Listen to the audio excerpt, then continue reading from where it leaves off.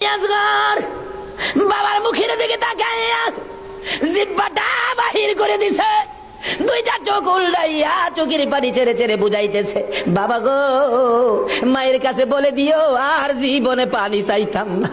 হুসাইন বলেন, টান দিয়ে তীরটা যখন খুলে ফেললাম, তীরের আগার মধ্যে আমার বাবার কলিজা সিরা আইসা পড়ছে। মৃত শিশু খুলে লইয়া তাবুর পাশে যাইয়া লম্বা ঘটনা ডাকতেছে, ও সাহার বানু কোথায়? কেন? এই যে নাও তোমার ছেলেরে পানি খাওয়াইছি। বেরিয়ে দেখে মা দুকিনি বাবার জিহ্বা বাহির হইয়া রইছে, চোখ দুইটা উল্টা লইছে, বুকের মধ্যে রক্ত দেখা যায়, চিৎকার মারছে, মাবুদ আমার বাবা কুল পানি খাইছে গো। এই জমিনে যে নবীর জন্য সব বানাইছো, সেই নবীর উম্মত পানি পায় না, তীর খায়া মরে আর কলিজা মানে না।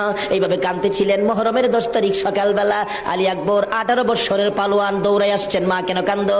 দেখাইলেন, দেখো তোমার 6 মাসের ছোট্ট ভাইয়ের অবস্থা। আলী আকবর দেখে আর সহ্য করতে পারে না, রক্ত হাতে নিয়ে বলতেছেন, মাবুদ গো এ রক্ত ছুঁয়ে কসম খাইলাম এদিদি সৈন্যরে ছাড়বো না। যুদ্ধ শুরু হয়ে যায় মুহররমের 10 তারিখ। আলী আকবর যুদ্ধ করতে করতে পিপাসিত